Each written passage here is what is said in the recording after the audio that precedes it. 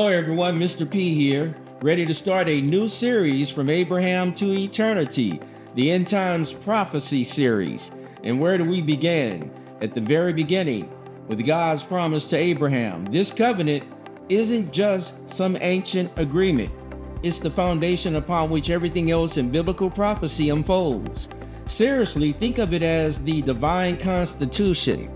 Let's get right into Genesis chapter 12, verses 1 through 3. Now the Lord had said unto Abram, Get thee out of thy country, and I will make of thee a great nation, and I will bless thee, and make thy name great. And thou shalt be a blessing, and in thee shall all families of the earth be blessed. This is not merely an ancient promise, but the foundation of all biblical prophecy. It's far more than a simple land deal.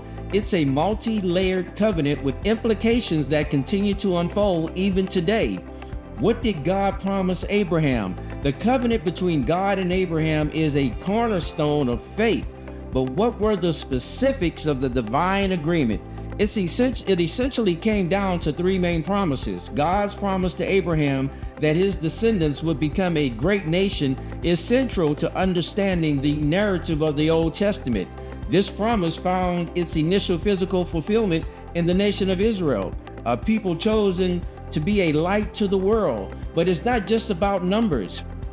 It's about purpose, the law, the prophets, and ultimately the Messiah came through Israel. This promise underscores the enduring significance of the Jewish people in God's unfolding plan.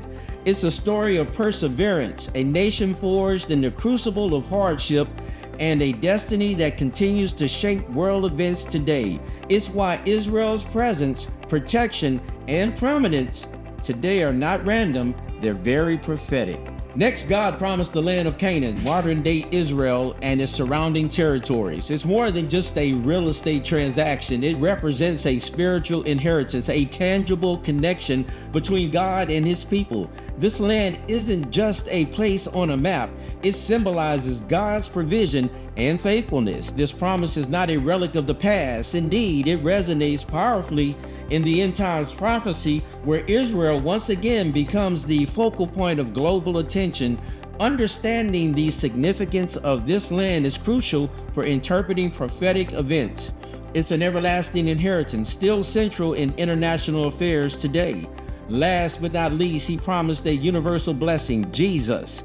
Salvation for all. Perhaps the most profound aspect of the Abrahamic Covenant is God's declaration that in thee shall all families of the earth be blessed.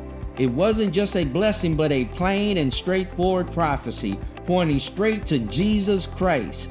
He'd be a descendant of Abraham through Isaac and Jacob. Jesus, through his life, death, and resurrection, would bring salvation to all who believe. Regardless of race or background, this universal blessing transforms the Abrahamic Covenant from a national promise into a global invitation to experience God's grace. Jesus Christ is the Savior of the world who would come through Abraham's seed, offering hope and encouragement to all who believe.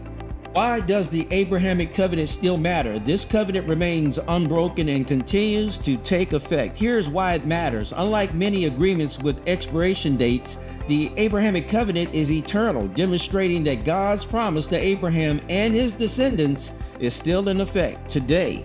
The covenant isn't dependent upon Abraham's or Israel's performance. It's based solely on God's character and promise, emphasizing the unyielding nature of God's love and unwavering commitment. It's uncanceled. God has not abandoned his covenant despite Israel's failures and long periods of exile. This covenant is why the nation of Israel plays a central role in God's plan. The ongoing existence of the nation of Israel and its reestablishment in their ancient homeland is a testament to the enduring power of this covenant. It also explains why Israel is often the target of hostility and opposition, particularly as we approach the last days. And remember what Romans 11:1 says, Hath God cast away his people? God forbid. Jesus, as the Messiah, embodies the spiritual fulfillment of the covenant by offering salvation to all who believe. He bridges the gap between the Old Testament promises and the New Testament reality. God's unwavering faithfulness to Abraham guarantees that every prophecy yet to be fulfilled will indeed come to pass. It's a reminder that God is not a man that he should lie, and that his word is trustworthy. The God who kept his covenant with Abraham is the same God who keeps his word to you. Prophecy reminds us that God's plan is unfolding exactly as he promised. So trust in him, get rooted in his word.